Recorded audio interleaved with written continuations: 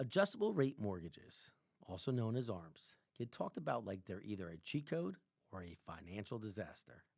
And the truth is, they're neither. An ARM is just a loan structure.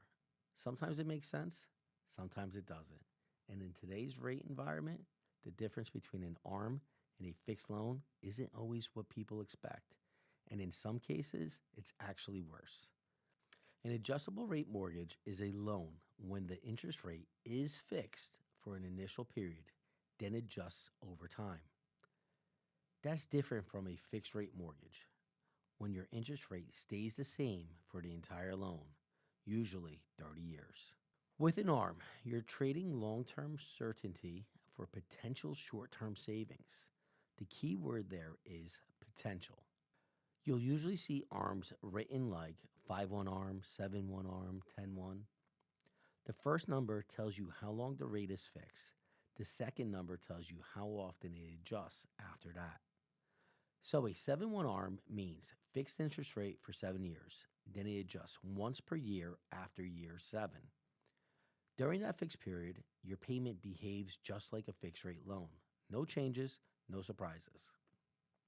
The three caps with a real life example. This is where ARMs are most misunderstood. Every ARM has three caps that limit how much your rate can increase. Let's walk through a real example. Say you have a 7-1 ARM, a starting rate at 6%. Caps are 2, 2, and 5. Here's what that means.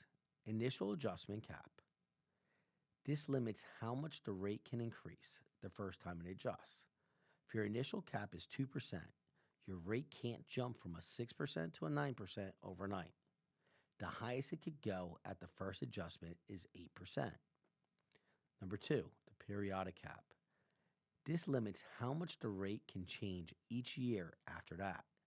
So even if a rate keeps rising, your loan can only adjust by 2% per year max. No sudden spikes, just controlled, gradual movement. Number 3, lifetime cap. This is the most important one.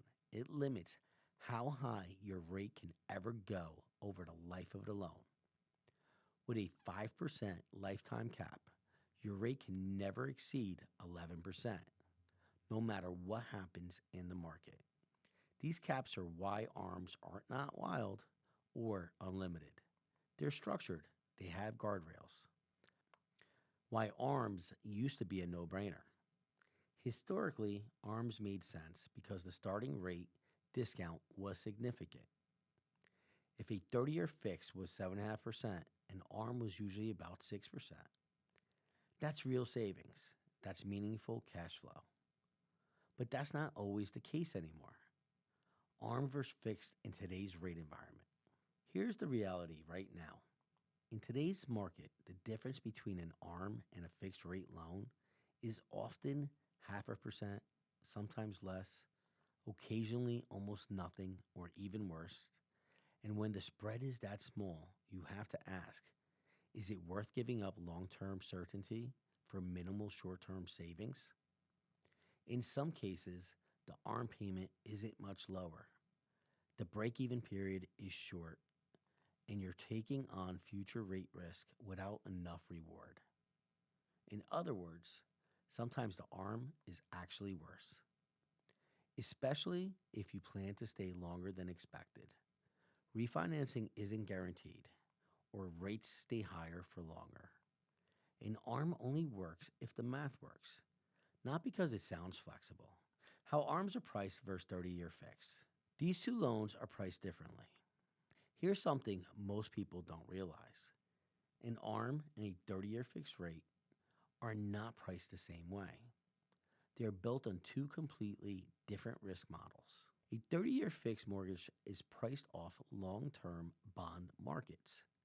The lender is committing to the same rate for up to 30 years, no matter what happens with inflation, the economy, or rates. That means the lender takes on long-term risk. So when rates are high or uncertain, fixed rate mortgages price in inflation risk, duration risk, and market volatility. That's why fixed rates move slower, but stay elevated longer. How an ARM is priced. An ARM is priced off short term interest rates. The lender isn't committing to a 30-year rate, they're only committing for 5, 7, or 10 years. After that, the risk shifts back to the borrower through adjustments. Because of that, ARMs are usually cheaper, but only when short term rates are meaningfully lower than long term rates. When the ARM discount disappears. And here's the problem in today's environment. Right now, short term rates are not low. In some cases, they're actually higher than long term rates. That's when the ARM stops being a deal.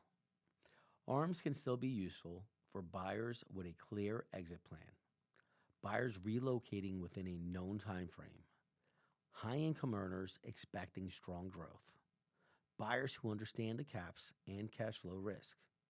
But they are not a default choice, they are a strategy choice. Here are my final thoughts. An ARM isn't good or bad by itself.